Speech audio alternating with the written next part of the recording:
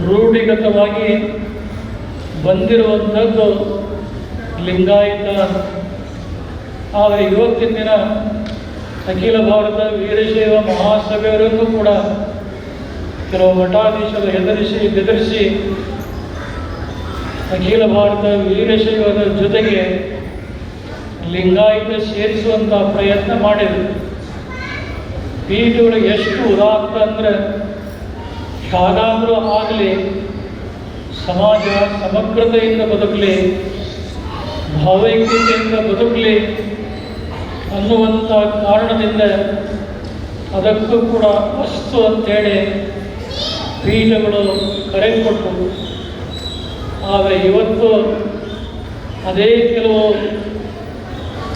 ಬಸವಣ್ಣನವರ ಅನುಯಾಯಿಗಳಾದಂಥ ಬುದ್ಧಿ ವಿಕಾರಗೊಂಡಂಥ ಕೆಲವು ಮಠಾಧೀಶರು ವೀರಶೈವವನ್ನೇ ತೆಗೆದುಹಾಕಿ